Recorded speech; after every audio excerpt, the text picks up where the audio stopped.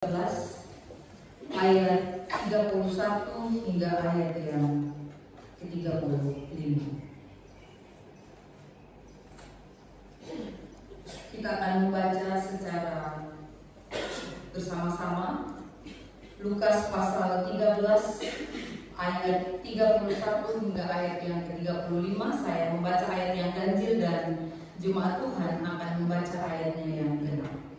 Lembaga Alkitab Indonesia memberikan judul perikop Yesus harus mati di Yerusalem, keluhan terhadap Yerusalem. Pada waktu itu datanglah beberapa orang Farisi dan berkata kepada Yesus, "Pergilah, tinggalkanlah tempat ini, karena Herodes hendak membunuh engkau."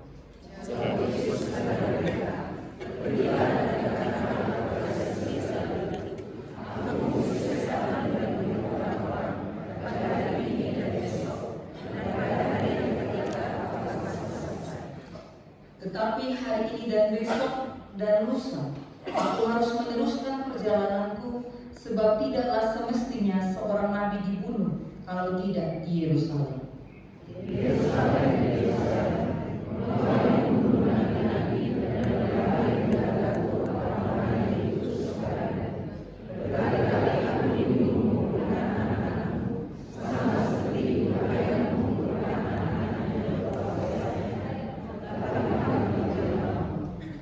Sesungguhnya rumahmu ini akan ditinggalkan dan menjadi sunyi. Tetapi aku berkata kepadamu, kamu tidak akan melihat aku lagi, hingga pada saat kamu berkata, diberkatilah dia yang datang dalam nama Tuhan. Berbahagialah setiap kita yang membaca, merenungkan dan melakukan firman dalam kehidupan kita.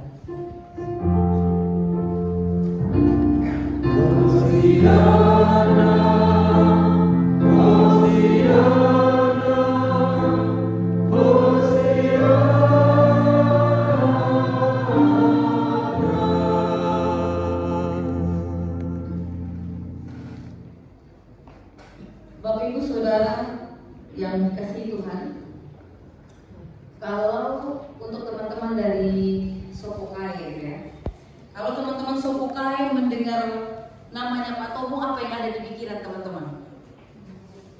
Ya? YouTuber.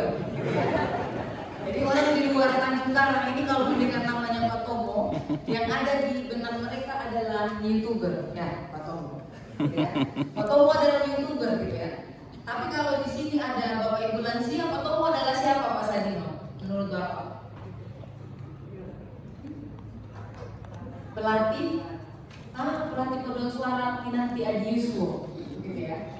Jadi Pak Tomo punya sesuatu gitu di dalam pikiran yang masing-masing orang gitu ya. Kalau saya bertanya kepada Bapak Ibu, kalau Bapak Ibu mendengarkan kata DPR, apa yang ada di pikiran Pak Hartono? DPR. Apa? Wakil rakyat, tapi korupsi. Paradoks gitu ya. Paradoks gitu. Jadi harusnya mewakili, tapi yang juga merusak gitu. Itu yang ada dalam gambarannya Pak Tomo gitu ya. Nah sekarang Pak Hartono gitu ya. Pak Hartono. Kemudian kalau saya berbicara tentang pendeta, apa yang ada dalam gambaran dalam benak Bapak Ibu dan Saudara? Pendeta lu bilang biar spesifik. Apa Bu Afif? Bu Afif dong? Oh Pak Tanjung, Pak Tanjung dan Bu Afif tanggung jawab pertanyaan ini. Kalau pendeta Umi atau pendeta lah, apa yang ada dalam benak kita? Baju pendeta. Ya, baju pendeta, jubah itu ya Pak. Ya, jubah terus ada ini yang membedakan ini ya, clerical collar gitu ya.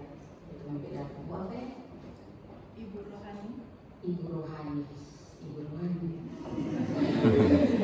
Ya, terima kasih. Itu namanya apresiasi. Baik. Itu yang ada. Oke, pendeta. Masih ada lagi tentang pendeta? Pemimpin jemaat.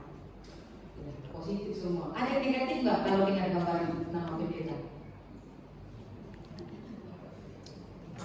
Enggak ada. Enggak ada. Saya ada. Kalau saya punya pengalaman mentor saya mabuknya di dalam gereja. Jadi gambaran pendeta dalam benak saya itu bukan yang baik-baik itu aja Pak. Ada juga yang negatif. Pendeta bisa menjadi pemabuk alkohol. Oke, kalau mendengarkan penatua, khususnya penatua GKSD Tanjung Karang, apa yang ada di benak Bapak Ibu Jemaat? Jujur loh. Jujur li gimana penatua itu Mbak Grace? Yang kita paling keras Mbak Grace ya Mbak Grace apa? Tua gitu. Enggak juga. Mana yang Mbak Tias? Mbak Tias masih di angka 20-an loh. Masih angka 25 Mbak Tias. 20-an lah. Pokoknya belum di angka 30 usia Mbak Tias. Ya. Apalagi kalau mendengar kata penatua Bapak Ibu. Dan di atas apa yang ada di benak kita ketika mendengar kata penatua? Ya tua-tua gitu ya. Tua-tua. Kalau mendengar diaken, istilah diaken itu apa yang ada di pikiran kita? Ya, diaken. Ya, apa yang ada dalam konsep kita kalau orang mengatakan diaken?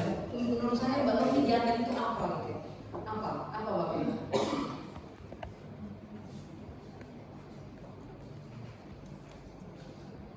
Apa?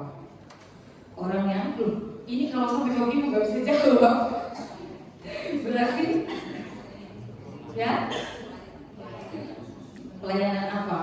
Diakonia. Iya, pelayanan diakonia, diaken. Apa itu pelayanan diakonia? Ya. Ke pengajaran. Oh gitu. Selama ini diaken terasa lebih dekat ke jemaat. Bapak Ibu tahu siapa diaken dan penatua kita? Kadang-kadang saya juga masih bingung karena di sini kita merasa ilmu ketika memanggil orang dengan penatua dan diaken. Padahal itu juga menolong kita untuk menghafal yang mana penatua mana diaken. Akhirnya saya pun masih agak kesulitan gitu membedakan mana penatua mana diaken. Karena semuanya lihai gitu ya. Semuanya sangat dekat dengan firman Tuhan, semuanya baik gitu dan biasanya kan penatua terkenal dengan pengajaran gitu. Tapi kalau di Tanjung Karang ini diaken pun pengajarannya bagus luar biasa gitu. Itu. Jadi ketika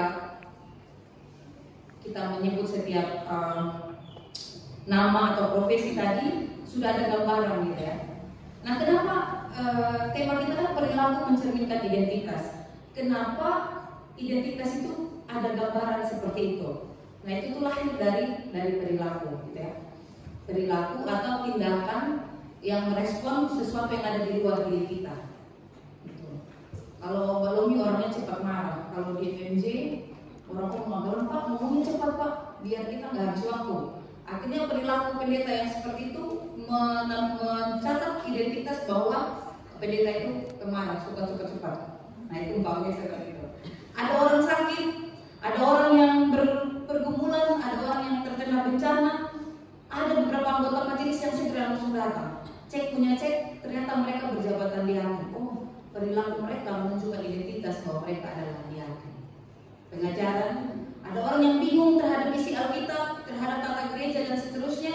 Ada beberapa anggota majelis yang sigap untuk menyampaikan ini maksudnya begini loh. Cek, ternyata mereka penatua. Berarti dari perilaku itu kita tahu bahwa penatua itu pengajaran, diaken itu pelayanan, pelayanan gereja itu. Nah kalau Bapak Ibu melihat, Bapak Ibu Saudara melihat di tata gereja kita. Di depan ini gereja yang menjadi berkat bagi masyarakat. Ini adalah visi GKSD Tanjung Karang. Dan sampai ada pendeta baru, visi ini belum kita ganti. Ini masih gereja yang menjadi berkat bagi masyarakat. Ya. Nah, bagaimana gereja ini menjadi berkat bagi masyarakat kita akan lihat nanti. Ya. Tapi Bapak Ibu yang sudah terjun di dalam komisi-komisi akan merasa bahwa iya betul kita adalah gereja yang menjadi berkat bagi masyarakat karena mungkin sudah merasakan bagaimana pelayanan-pelayanan yang telah dilakukan. Bapak Ibu Saudara yang dikasihi Tuhan, bacaan firman Tuhan kita pada pagi hari ini untuk saya pribadi itu adalah bacaan yang sangat berat. Kalau itu sebuah pedang, maka itu adalah pedang yang sangat tajam. Kalau di minggu lalu dalam minggu Prapaskah yang pertama kita merefleksikan firman Tuhan, kita berbicara tentang sebuah keberpihakan yang ekstrim, sebuah perlawanan yang ekstrim terhadap kekerasan kultural dan struktural yang disebut sebagai puasa yang sejati itu.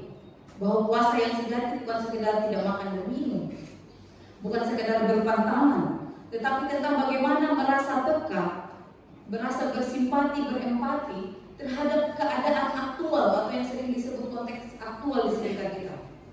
Ada ketidakadilan, kita bukan hanya berpantang tidak makan, tapi kita berani masuk untuk bersuara dalam ketidakadilan itu. Dan itu tidak mudah. Sekali lagi itu yang menyebabkan Yesus disalib. Karena berbicara keadilan dan ketidakadilan itu berbicara tentang kekerasan struktural dan kultural.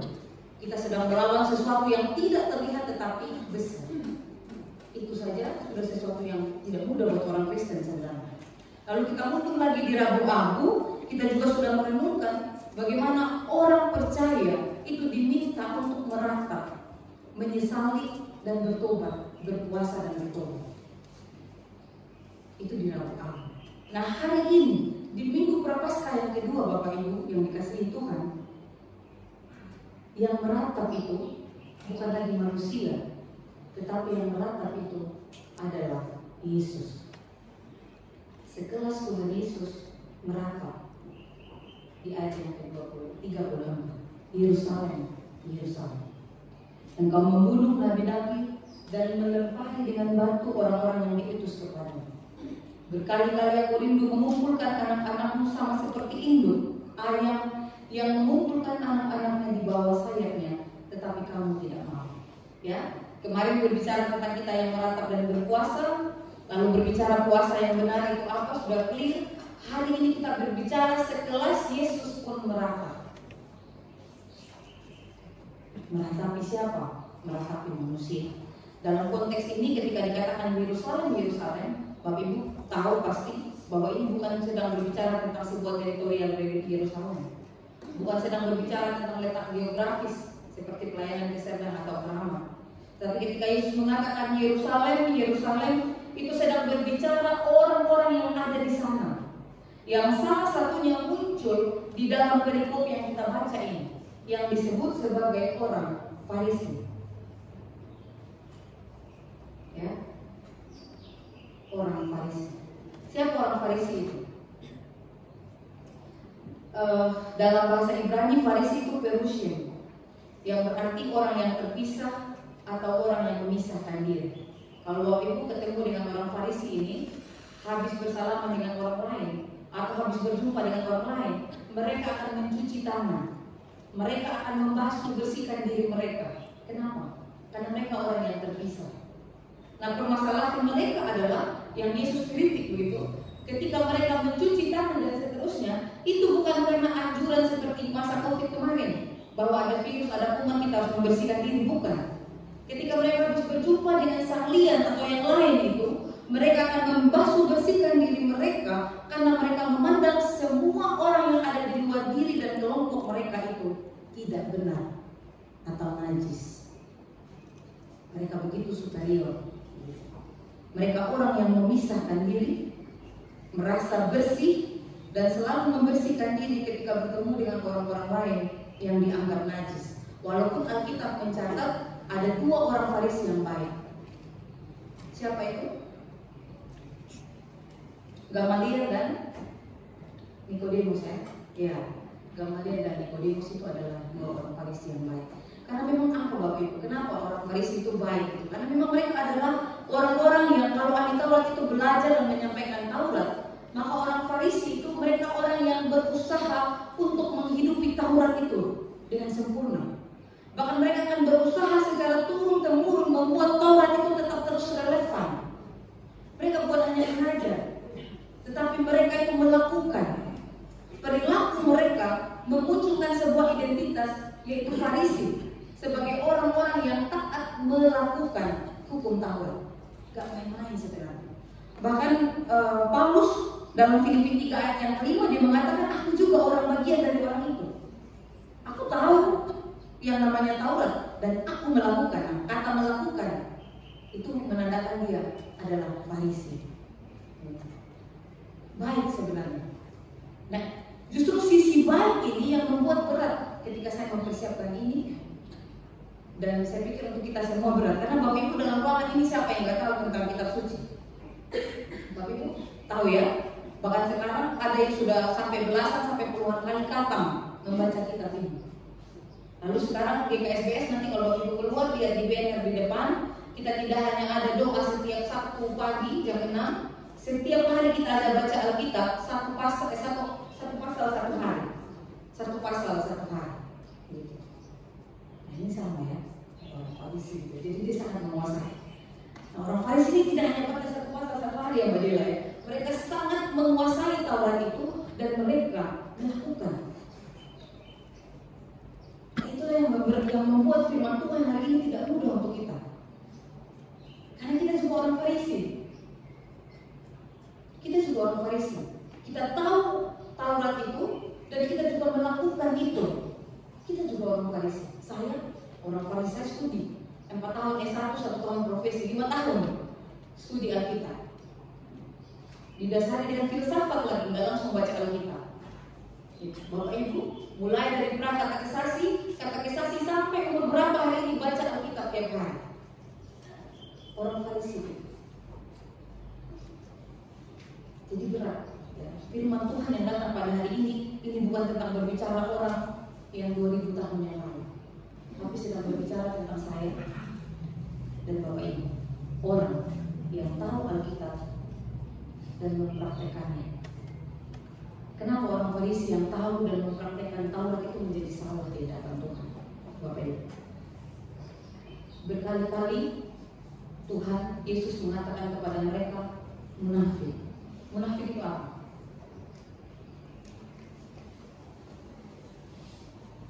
Munafik itu apa? Munafik itu bertentangan dengan salah satu misi dari kampus saya di Wacana, walking in integrity. Nah, itu nggak walking dalam integrity. Jadi antara perkataan dan perbuatannya nggak sejalan, tabrak lari gitu. Bapak Ibu, kita akui aja dalam hidup kita sehari-hari seperti itu.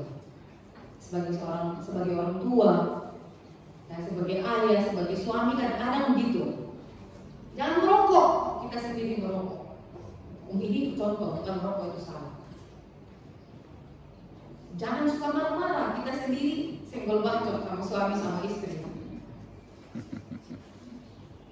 Jadi betapa kehidupan kita sehari-hari memang kita orang Farisi gitu, yang berjuang untuk menjadi benar setiap harinya. Bapak Ibu Saudara yang dikasihi Tuhan. Bahkan kalau saya coba cari di dalam kamus, orang Farisi ini berdosa banget gitu ya, di dalam kamus ini, di data. Banyak sekali dosanya mereka. Mereka taat kepada Taurat. Mereka rajin memelihara adat istiadat. Mereka bersifat baik di luar. Mereka menarik masuk orang ke agamanya. Jadi hobi penginjilan dan membawa orang lain masuk gitu. Tetapi mereka tidak mampu memikul kuk itu sendiri. Mereka mengajak banyak orang untuk percaya. Orang lain percaya tapi mereka sendiri tidak mampu memikul. Mereka tamak. Mereka ingin di tempat-tempat yang terpandang. Mereka menindas orang lain. Kalau menganiaya mereka itu bengis. Makanya pernah tahu kan, si Paulus minta surat izin untuk apa, Bapak Ibu? Untuk menganiaya orang-orang yang percaya kepada Kristus sebelum dia ditangkap oleh Kristus. Bengis, minta ampun, saklek gitu ya, legalis gitu, luar biasa. Sekarang ada film di bioskop, apa udah ditarik atau belum? Itu menampakkan wajah orang percaya yang kadang-kadang gereja hari ini itu film yang mengangkat tentang gereja Katolik. Gereja lebih ke arah lembaga daripada persekutuan. Percakapan pendeta, romo, pastor, majelis itu bukan lebih kepada pembacaan firman Tuhan, tapi lebih kepada organisasi. Mau dibawa kemana arah organisasi ini? Kan Cliff judul film itu, saya sudah pergi nonton sama pemain saya dan guru. Maaf ngajak aja gitu ya. Dan itu habis dari satu kegiatan terus kita nekat pergi nonton gitu. Karena itu teman-teman saya di grup, ini bagus buat Bapak Pasca. Itu wajah gereja Katolik yang biasanya sangat tertutup, mempertahankan kemuliaan sebuah organisasi itu berani terbuka dalam film itu. Itu berbicara tentang memilih paus. Sesuatu yang selalu dianggap tinggi, suci dan mulia itu dibuka, ditelanjangi di dalam film itu. Dan yang namanya film-film agama seperti Jesus of Nazareth dan seterusnya itu sudah melewati sebuah kerapatan teologis Gak bisa ditampilkan karena kan dituntut kalau melawan nilai-nilai teologis atau tidak berdasarkan fakta teologis. Dan itu wajah gereja hari ini. Nah mungkin Bapak Ibu saya merenungkannya, apa ini yang membuat orang Farisi menjadi bersalah? Mereka merasa saya tahu kitab suci dan saya sudah melakukan, tapi sayangnya melakukan itu secara legalis. Karena nanti kalau Bapak Ibu kita baca, kita dalami tentang orang Farisi, mereka tidak kurang pengetahuan. Boleh Bapak Ibu cari dalam buku tafsir atau baca dalam kitab suci. Mereka bukan orang yang kurang pengetahuan, tetapi mereka adalah orang yang kurang kasih. Karena itu segala hukum yang ada di dalam perjanjian lama dirangkum dalam satu yang kita baca setiap minggu dalam pernyataan ketidakmampuan atau pengakuan dosa. Kasihilah Tuhan Allahmu dengan segenap hati, akal budi dan segala macam. Tetapi yang kedua adalah kasihilah sesama manusia seperti dirimu sendiri. Itu mengapa Tuhan Yesus tidak banyak cerewet berbicara tentang banyak hal, gitu ya, kebenaran, tetapi dia banyak melakukan. Maka ketika orang Farisi bilang, pergi dari sini, kemarin darahnya orang-orang yang mengikut itu baru habis dicampur, murid-murid yang Yohanes baru habis dicampur, mereka baru dibunuh secara keji, kamu pergi. Tidak ada informasi yang jelas orang-orang Farisi yang sini, orang Farisi yang di pihaknya Gamaliel yang baik atau bukan, tidak ada informasi yang jelas. Tetapi Yesus itu disuruh pergi. Tapi Yesus bilang tidak. Hari pertama, hari kedua, dan hari ketiga. Ingat, dalam tradisi Yahudi, numerologi itu sesuatu yang sangat penting. 3 itu melambangkan kesempurnaan. 3 itu hari kebangkitannya. Hari pertama dan hari kedua, apa? Menyembuhkan orang sakit, mengusir roh-roh jahat. Jadi ahli Taurat, orang Saduki, orang Farisi, khususnya yang sedang menjadi tokoh yang kita renungkan, yang kita refleksikan pada hari ini, mereka bukan orang-orang yang kurang pengetahuan. Kalau suruh mereka khotbah di sini luar biasa, mereka hafal setiap ayat dalam Alkitab. Tetapi satu yang mereka kurang, yaitu kasih. Sehingga hukum yang Tuhan Yesus tinggalkan untuk kita, kasihilah Tuhan Allah dan kasihilah sesama manusia seperti dirimu sendiri. Ini menjadi pertanyaan reflektif Bapak Ibu. Apakah pendeta Lumi yang terlihat religius itu sudah sungguh-sungguh mengasihi? Apakah penatua dan diaken guru Injil GKSB Tanjung Karang yang terlihat religius itu sudah sungguh-sungguh mengasihi? Apakah jemaat-jemaat Tuhan GKSB Tanjung Karang mulai dari Pahoman sampai ke Kramat, yang kalau sudah duduk dalam ruangan ibadah ini menjadi teduh, yang terlihat begitu religius kita ini, apakah kita sudah sungguh-sungguh mengasihi? Jadi firman Tuhan hari ini luar biasa. Kita sungguh-sungguh dipersiapkan Bapak Ibu untuk menghadapi kebangkitan itu. Sedikit demi sedikit saya dan Bapak Ibu, kita ditolong untuk mematikan diri kita, untuk menyangkal diri kita, dan berusaha untuk menjadi serupa dengan apa yang Tuhan mau. Yang kita tahu itu sulit sekali. Bagaimana puasa Bapak Ibu selama 1 minggu terakhir ini? Mudah nggak? Saya nggak mudah. Saya menertawakan diri saya sendiri. Nggak mudah. Mencoba berpantang itu nggak mudah, tidak mudah, sangat tidak mudah. Karena itu Bapak Ibu dan Saudara yang dikasihi Tuhan, ada bagian yang kedua yang saya ajak mari kita refleksikan dalam Minggu Prapaskah yang kedua ini.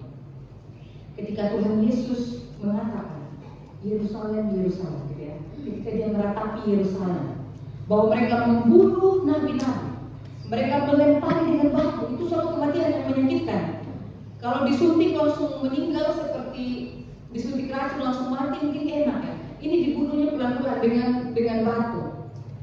Dan Yesus juga pernah menyampaikan sebuah perumpamaan, Allah mengirim hamba-hambanya tidak diterima. Sampai dia mengirim anaknya pun tidak diterima, bahkan dibunuh. Itu yang terjadi di Yerusalem. Baik Allah maupun anaknya tidak diterima di sana. Di ayat yang ke-34 Yesus katakan berkali-kali. Jadi bukan hanya sekali. Bahkan dia mengatakan, aku rindu untuk mengumpulkan, tetapi mereka tidak mau terkumpul.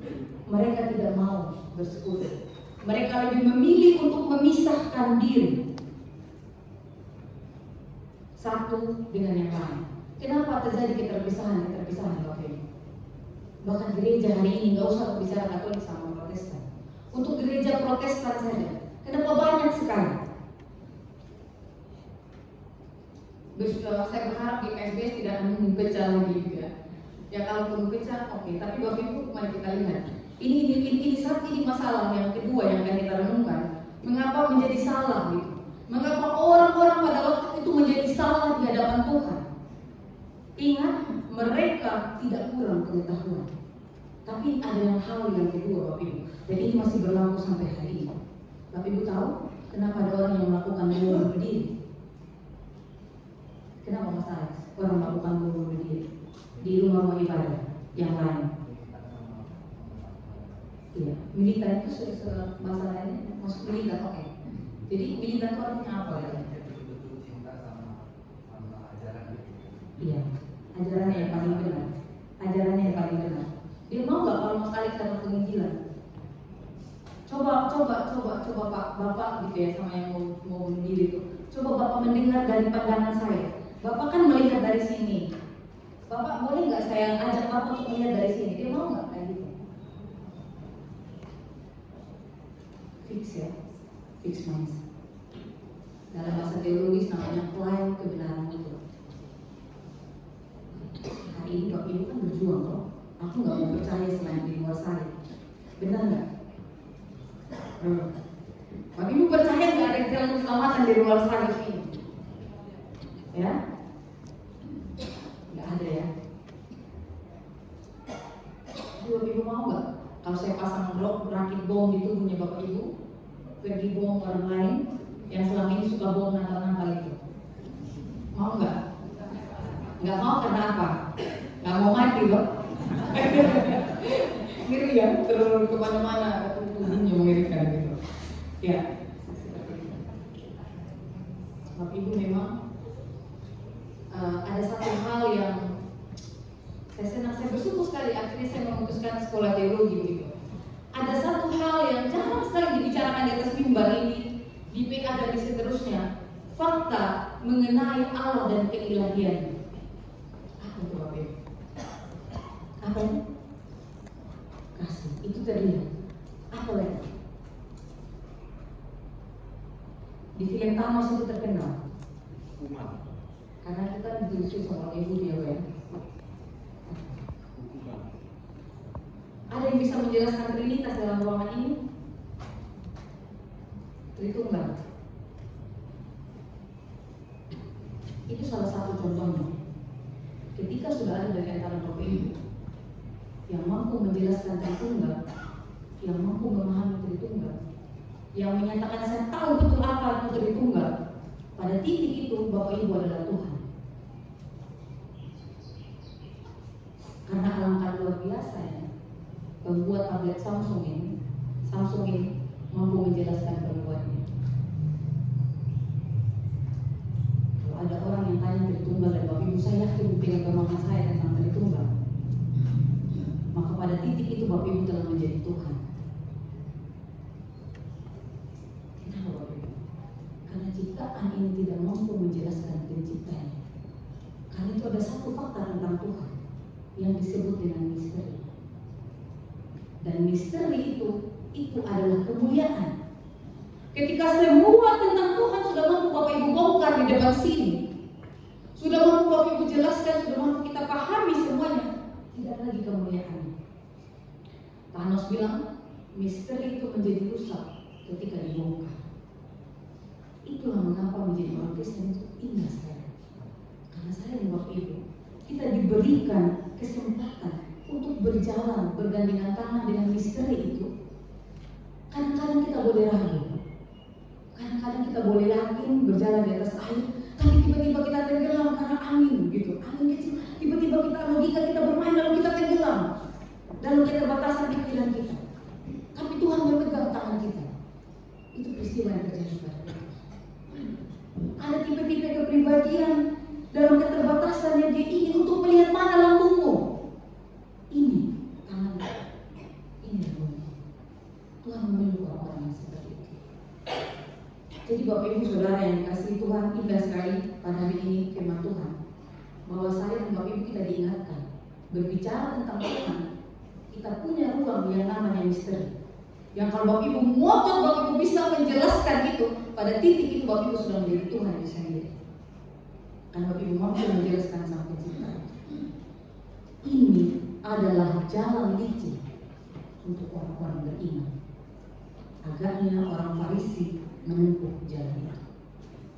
Makanya setiap hamba Tuhan, utusan Tuhan, para nabi itu ditolak. Karena aku punya lain kebenaran mutlak. Dan aku tidak akan mendengar sudut pandang yang lain.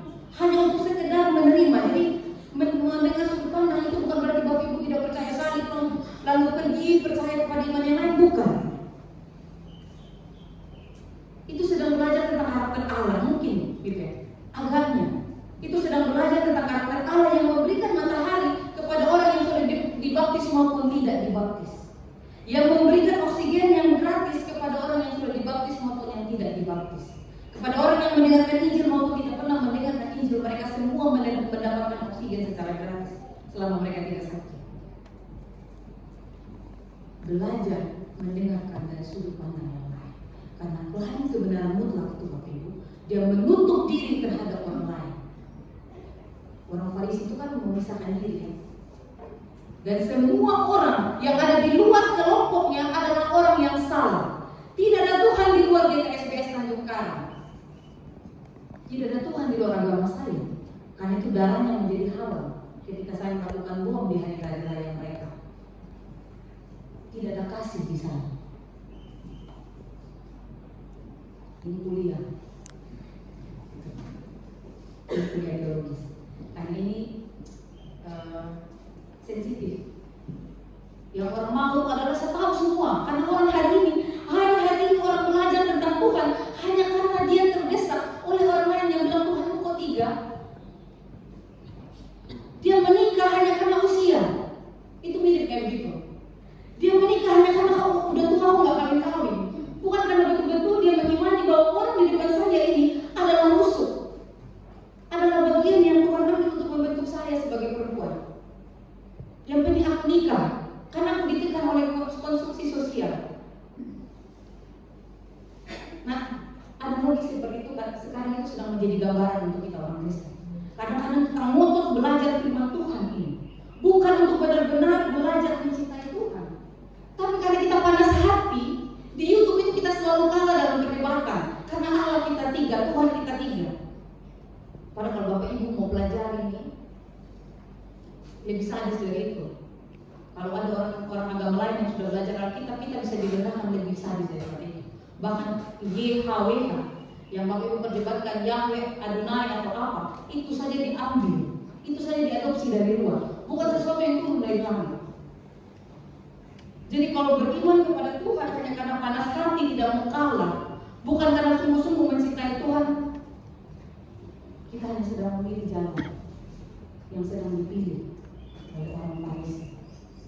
Kita akan terlihat sangat mengetahui kitab suci, tapi hati kita bengis. Satu sisi kita menerima tangan tutup mata kita berdoa kepada Allah yang mengasihi, tapi di bagian hati kita yang lain kita sedang mengakhiri itu masuk neraka.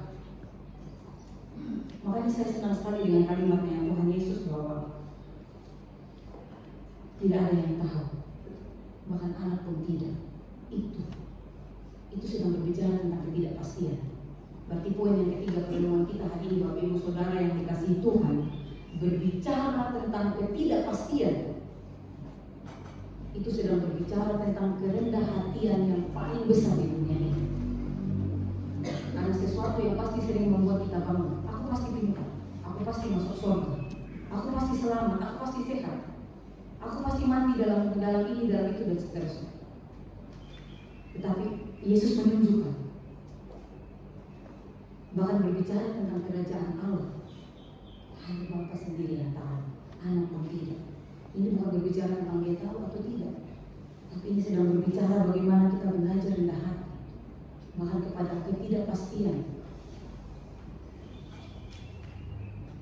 Jadi dalam minggu Prapaskah yang kedua ini Bapak Ibu, Saudara yang dikasihi Tuhan, kita sedang belajar bahwa kita punya Tuhan yang penuh dengan misteri. Supaya kalau ada sesuatu yang baru yang menghampiri di KSPS Tanjung Karang, kita tidak cepat-cepat menutup diri. Jangan dia nggak ada susah. Aku dulu nggak ada susah. Udah nggak bisa. Emang zaman dulu nggak ada kok. Betul susah. Itu yang membuat nabi-nabi dibunuh. Kata orang Farisi dari zaman dulu, dari zaman Musa memang kami ini kok. Mau kamu nabi baru, pasti kamu palsu. Ketika Yesus datang di Yerusalem, nabi-nabi itu dibunuh, utusan-utusan dibunuh berkali-kali, gak hanya sekali. Karena punya klaim kebenaran mutlak, aku yang paling benar, menutup diri, tidak mau melihat dari sudut pandang yang lain. Apa itu masalah mereka? Masalah mereka ini Bapak Ibu, yang mereka tahu tentang Allah, yang sekarang Firman sedang baca ya. Aku akan memerangi musuh-musuhmu. Kalau ada orang yang bersalah, aku akan menghancurkan dia. Kalau ada orang yang berdosa, aku meremukkan dia. Itu yang mereka pelajari selama ini. Itu identitas Allah yang mereka tahu. Bahwa Allah itu memilih hanya satu bangsa yang namanya Israel. Di luar itu bukan bangsa pilihan, itu yang mereka tahu. Dan yang ada di luar mereka itu adalah musuh. Dan Allah yang hebat itu akan menolong memegang tangan mereka untuk mengalahkan. Itu yang mereka tahu. Perilaku Allah yang seperti itu yang mereka buat sebagai identitas Allah. Allah hanya Allahku, bukan Allahmu.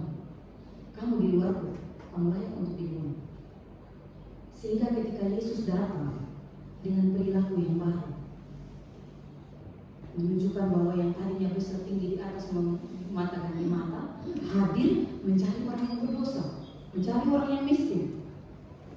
Itu tidak masuk dalam konsep mereka. Kalau tadi perilaku yang mereka lihat, Allah adalah Allah yang menghukum dosa, tetapi Yesus datang menunjukkan karakter Allah yang mengutus anak tunggalnya sebagai Allah yang memikul dosa. Itu tidak masuk dalam ajaran yang mereka pelajari turun-temurun. Mereka menolak. Tidak ada Allah yang tidak menghukum dosa. Tidak ada Allah yang memikul dosa. Allah itu harus menghukum dosa. Itu irisan, itu titik yang paling tajam itu antara orang Farisi dengan Yesus, antara orang-orang pada waktu itu dengan Yesus. Allah penghukum dosa itu diperhadapkan dengan Allah yang memikul dosa. Nonsense, tidak masuk akal. Nah itu Bapak Ibu. Itu pentingnya Bapak Ibu dan saya setiap hari rendah hati untuk belajar dari semua orang, dari segala hal, menghargai setiap apapun yang berbeda bahkan agama sekalipun. Orang Farisi itu suka membuat banyak tambah orang di dalam persekutuan mereka, tapi belum tentu mereka berintegritas. Itu yang saya selalu tekankan, bukan hanya sekedar menambah jumlah, penting ya menambah jumlah, tapi ya dari kita sendiri, apakah kita sudah dimenangkan gitu, ataukah ini hanya sebuah seni agama. Hari ini salib ini membawa satu pengetahuan baru untuk saya dan Bapak Ibu, bahwa perilaku anak Allah memunculkan satu identitas baru untuk saya tentang Allah kepada saya dan Bapak Ibu, bahwa Allah itu bukan hanya Allah yang menghukum dosa, tetapi Dia Allah yang memikul dosa. Masih ada pengetahuan-pengetahuan lain yang menanti kita? Pasti, karena Allah itu besar. Dalam ruangan ini, keluar dari ruangan ini, berjumpa dengan beragam manusia, kita akan mengenal lagi Allah, karakter-karakter Allah yang luar biasa, yang mungkin selama ini belum kita kenal. Ya, selamat menghayati Minggu Prapaskah yang kedua ini. Selamat untuk berjumpa dengan banyak orang, dengan banyak perbedaan, dan menemukan Allah di sana, dan semakin kuat menjadi orang Kristen yang mencintai Tuhan, yang hidup sebagai orang yang salibnya tidak hanya dipikulnya sendiri, tetapi bersama-sama dengan Tuhan memikul salibnya. Amin buat firman Tuhan saat teduh untuk kita.